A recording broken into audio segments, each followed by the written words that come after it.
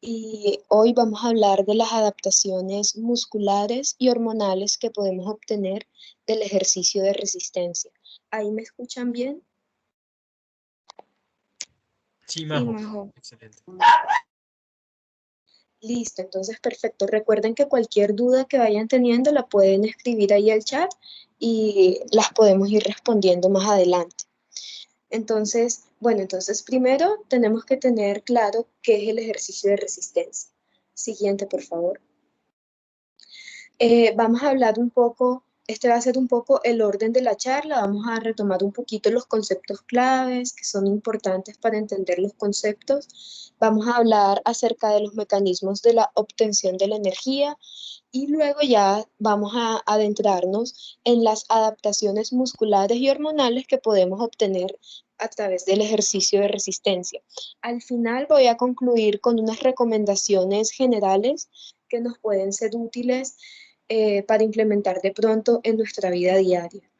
Siguiente.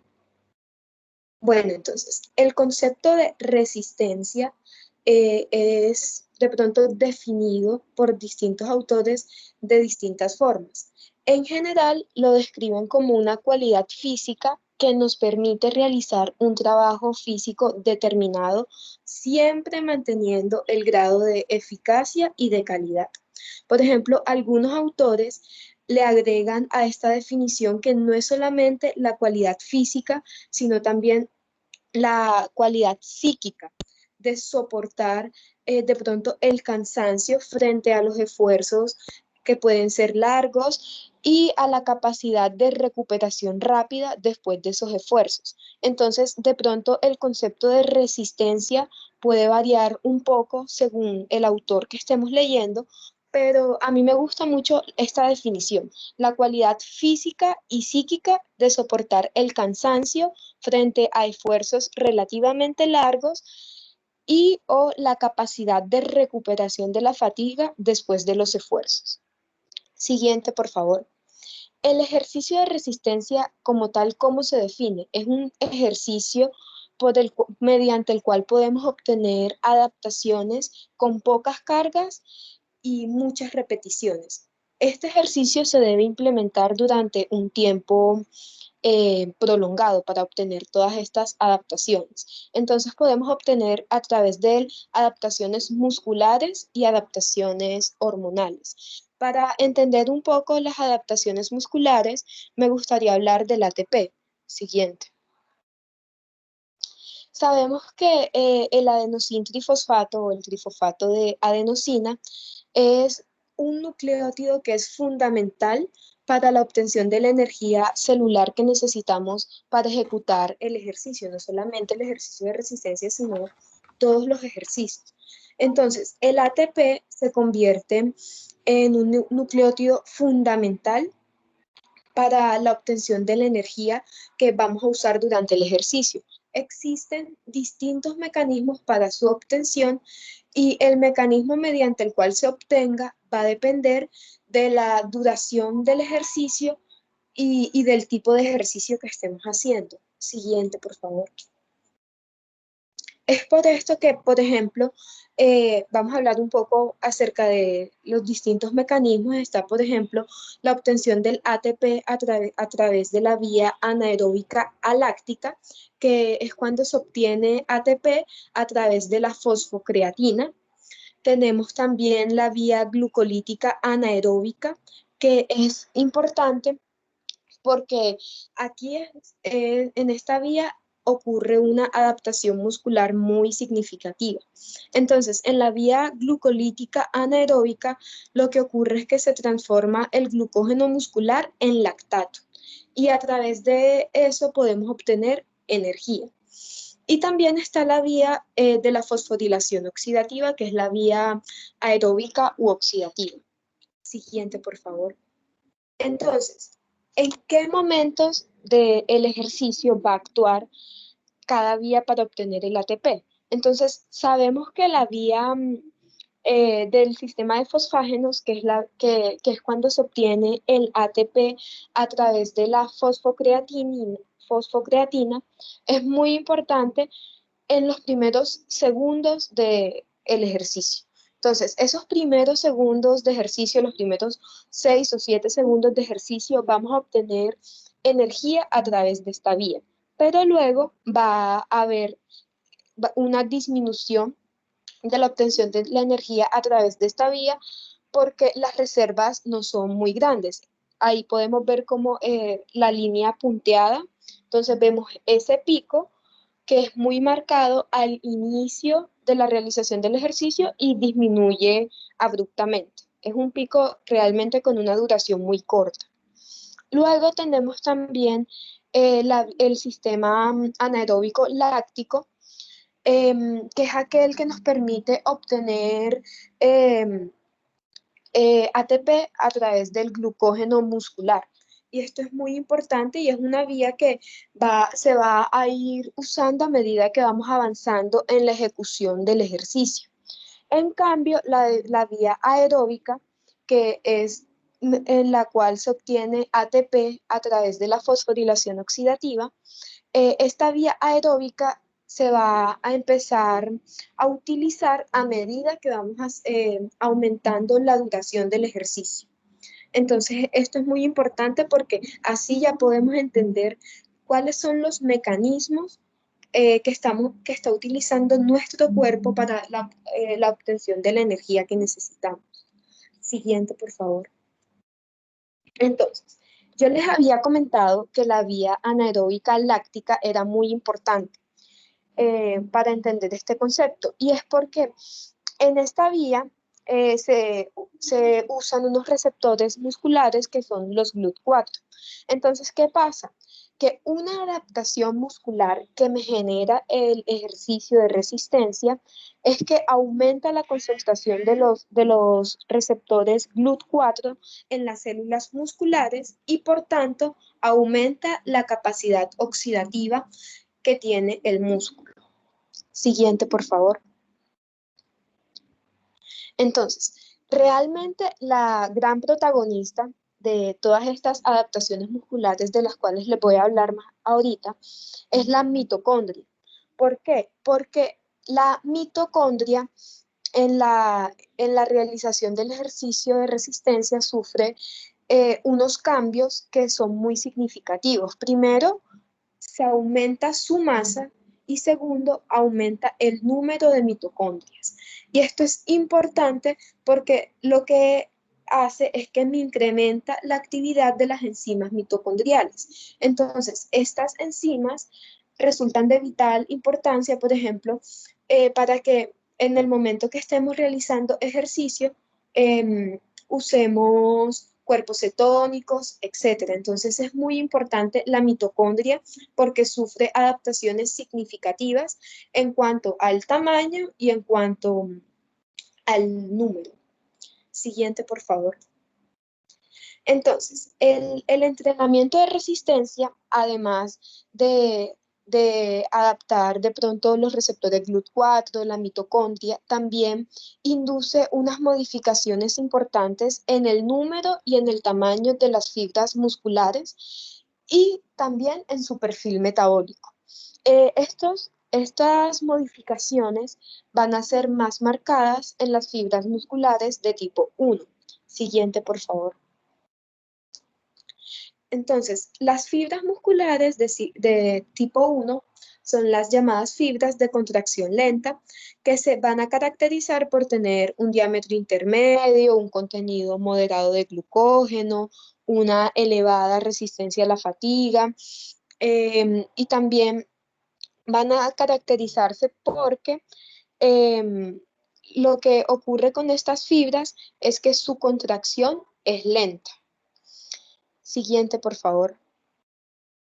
Entonces, eso era en cuanto a las adaptaciones musculares que se podían generar gracias al ejercicio de resistencia. Entonces, recapitulando, van a haber adaptaciones tanto mitocondriales, van a haber adaptaciones mediante los receptores GLUT4 y van a haber adaptaciones en y van a haber adaptaciones en las fibras musculares. Entonces ahorita vamos a hablar un poco acerca de las adaptaciones hormonales. Siguiente, por favor. Bueno, entonces, primero tenemos que entender qué es una hormona. Una hormona es una sustancia química que es producida por un órgano o por una parte de él. La función de las hormonas es la de regular la actividad de un tejido determinado. O sea, las hormonas van a ser de vital importancia porque nos van a permitir la comunicación entre órganos. Siguiente, por favor. Esto es un dibujo que me gusta mucho porque nos permite observar un panorama general de cómo funcionan las hormonas en nuestro organismo. Entonces tenemos la adenohipófisis y la neurohipófisis. Entonces, la adenohipófisis va a ser muy importante porque va a ayudarnos a secretar hormonas como el cortisol, em, pero cabe resaltar que no es que la hipófisis la produzca, sino que produce hormonas que me estimulan la secreción de estas hormonas en otros órganos. Entonces, me produce la hormona, eh, la hormona folículo estimulante, la hormona luteinizante, entre otras hormonas que resultan muy importantes. Y la neurohipófisis me va a producir otras hormonas como son la ADH, la oxitocina, etcétera. Siguiente, por favor. Hay algo, perdón, devuélvete un poquito. Algo importante que produce la hipófisis es la hormona de crecimiento. La hormona de crecimiento en el ejercicio es muy importante porque cuando se produce, me va a ayudar a que hayan más ácidos grasos libres y me va a ayudar al crecimiento también del hueso. Siguiente, por favor. Entonces, ¿qué pasa con estas hormonas? Que su producción se va a ver adaptada dependiendo del momento en el que nos encontremos realizando el ejercicio. Entonces, en el momento en que nosotros empecemos a hacer ejercicio, es decir, una respuesta rápida al ejercicio, va a haber un aumento en el sistema simpático subtarrenal, entonces va a haber mayor liberación de catecolaminas como la epinefrina y la norepinefrina. Estas hormonas se pueden producir incluso antes de que empecemos a realizar el ejercicio, pero cuando ya empezamos a realizar el ejercicio, aumenta muchísimo más. En la respuesta intermedia tenemos las hormonas hipofisiarias, como la hormona de crecimiento, y esto me conlleva también a la degradación de esos ácidos grasos libres, lo cual resulta muy importante si, por ejemplo, queremos lograr objetivos físicos. Y ya en el componente lento, que es cuando ya llevamos al menos 60 minutos realizando ejercicio, ya existen modificaciones y adaptaciones al medio interno, como son como adaptaciones en respuesta a la hipoxia, a la hiperlactatemia y en especial a la hipoglucemia. Es por esto que se estimula la actividad vagal y se favorece la secreción de hormonas gastroenterohepáticas como son la hormona péptido vasointestinal que resulta péptido vasoactivo intestinal que resulta muy importante sobre todo para el control de agua, sales en nuestro organismo. Tenemos el glucagón, que también se aumenta en respuesta a la hipoglicemia que se puede presentar durante la realización del ejercicio. Y también tenemos la paratormona. Siguiente, por favor. Entonces, ¿qué pasa? Primero se empiezan a producir glucocorticoides, adrenalina y noradrenalina. Se aumenta la producción hepática de glucosa y luego hay un inicio de glucogenólisis muscular y estos efectos generales se pueden ver a nivel sistémico, es decir, en el corazón y en los vasos, por lo cual va a haber un aumento de la presión arterial. Luego se continúa la producción de cortisol y de adrenalina en cantidades que van a ser, a medida que vayamos avanzando en la ejecución del ejercicio, las cantidades de estas hormonas van a ir aumentando progresivamente. Y además se inicia la producción de los islotes de Langerhans. Ya les había dicho que este glucagón se empieza a producir sobre todo cuando hay hipoglicemia. Cuando el organismo detecta hipoglicemia, ahí se empieza a producir glucagón para mantener esta homeostasis.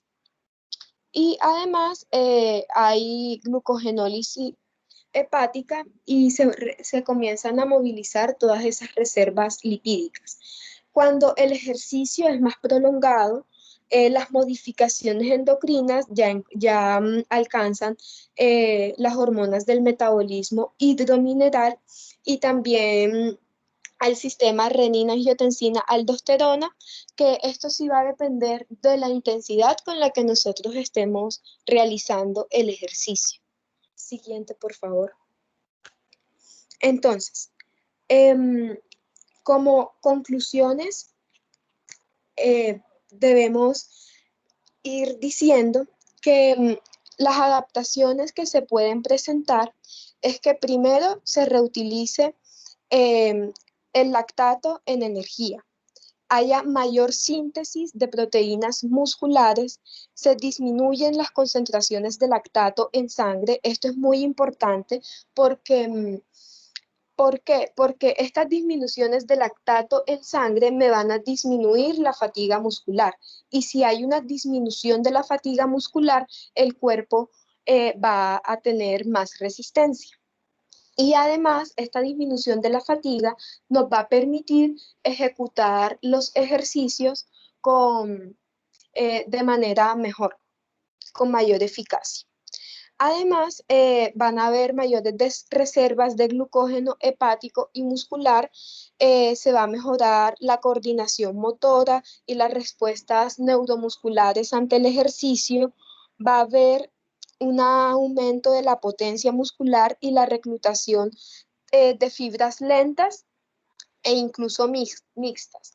Algo muy importante aquí que de pronto se me olvidó mencionar anteriormente es que estas fibras, ante la necesidad de pronto de tener un mayor aumento de las reservas de energía, van a aumentar tanto su número como su tamaño. Es por esto que se puede ver de pronto con el ejercicio de resistencia una hipertrofia muscular.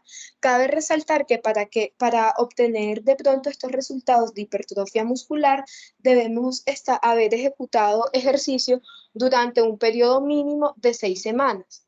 Algunos autores proponen que a medida que vayamos avanzando en la duración del ejercicio, a la cuarta semana se debe iniciar una disminución progresiva de las cargas para que el cuerpo se termine de adaptar completamente y ya luego, después de un periodo de 2 semanas, se vuelven a implementar las cargas con las que veníamos previamente y de esta forma el cuerpo se va a adaptar más rápido. También gracias al ejercicio de resistencia hay un mayor control de la glicemia y este control de la glicemia asegura el aporte energético al sistema nervioso y a los músculos. También se mantiene la homeostasis del cuerpo porque cuando, por ejemplo, cuando el cuerpo sensa hipoglicemia, inmediatamente comienza a sintetizar glucagón. Esto con el objetivo de no descompensarnos y así lograr mantener la homeostasis. Además, el ejercicio de resistencia, como ya les había mencionado, lo que hace es que me aumenta los ácidos grasos libres y esto nos permite usarlos como fuentes de energía. También hay una mayor secreción de adrenalina, noradrenalina y la hormona del crecimiento, que como les mencioné, es muy importante tanto para el crecimiento del músculo, del hueso y también incluso para, para que hayan ácidos grasos libres circulando. También se regula la retención de agua y electrolitos para evitar la deshidratación. Hay una mayor producción de cortisol y una mejor respuesta del sistema simpático. Y como les decía, después de un periodo prolongado de la realización del ejercicio, ya se puede incluso, este, eh, ya este ejercicio actúa sobre el eje renina-angiotensina-aldosterona y además hay cambios en la expresión genética que nos van a permitir una mayor síntesis hormonal y la plasticidad muscular. Siguiente, por favor. Hay unas recomendaciones generales que podríamos aplicar para la realización del ejercicio. Y es que, bueno, primero tenemos que escoger qué tipo de ejercicio vamos a hacer, con qué frecuencia vamos a hacerlo, con qué intensidad queremos hacerlo, durante cuánto tiempo. Y las adaptaciones fisiológicas se van a generar a partir de las 8 semanas de entrenamiento. Es importante decir que se debe tener una frecuencia de al menos 3 veces por semana y para trabajar la cualidad física de la resistencia, la duración promedio de los ejercicios que realicemos debe ser de aproximada a los 30 y los 90 minutos durante cada sesión. Se deben tener en cuenta los componentes tanto de la carga, el tipo de resistencia que se quiera trabajar. Y pues bueno, aquí están como los parámetros básicos para la prescripción del ejercicio de resistencia. Que bueno, que si vamos a usar la vía anaeróbico aláctica, entonces em, debe, debe haber una intensidad máxima de alrededor del 90 al 100% porque sabemos que esta vía es la que nos va a dar como ese impulso inicial y solamente va a actuar unos segundos. Y el descanso que debemos hacer es un descanso completo. Entonces, los esfuerzos durante este ejercicio deben ser esfuerzos de alrededor 20 segundos y la frecuencia con la que debemos realizar este ejercicio en el que usemos la vía anaeróbica aláctica más que todo debe ser máximo 2 veces por semana. Si queremos de pronto trabajar la vía anaeróbica láctica, debemos manejar una intensidad del ejercicio que sea moderada, aproximadamente dentro de un 70 o un 90%, y debemos hacer unos descansos incompletos entre serie y serie. Los esfuerzos deben durar entre 2 y 5 minutos mientras estemos trabajando y este ejercicio se puede implementar alrededor de 2 a 3 veces por semana. La vía, si queremos de pronto trabajar la resistencia aeróbica, ya ahí sí podemos manejar una intensidad baja que requiera un esfuerzo por parte nuestra aproximado entre el 50 y el 70% de nuestro esfuerzo máximo. Debemos hacer pocos descansos ya que no estamos trabajando con el 100% de nuestro esfuerzo y este ejercicio debe ser realizado de forma constante, con un trabajo entre 20 y 90 minutos. Y se recomienda su realización también de 2 a 3 veces por semana. Entonces, eso era lo que les quería compartir hoy, de pronto un poquito ameno para que fuera más fácil de entender. No sé si tienen alguna pregunta.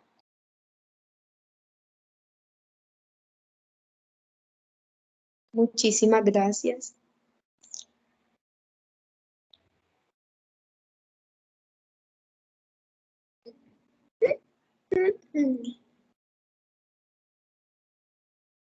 No sé si en el chat, bueno, si alguien tiene alguna pregunta o algo, pues me dicen de igual forma, pues ahí. ahí está el chat habilitado y espero que de pronto estas recomendaciones las podamos implementar y que no solamente se queden ahí durante la charla.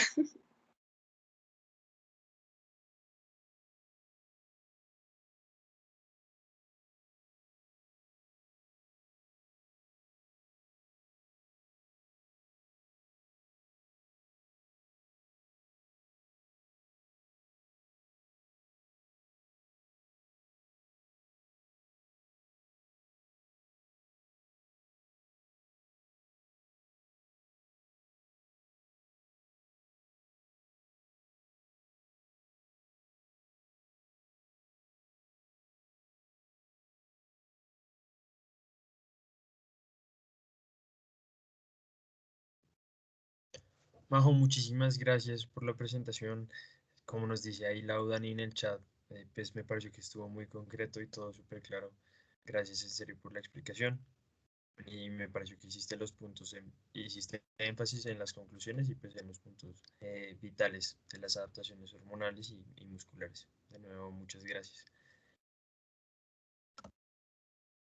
A ustedes, espero haya quedado todo claro. Muchas gracias.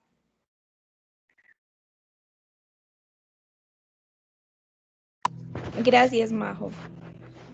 Muchas gracias. Chao.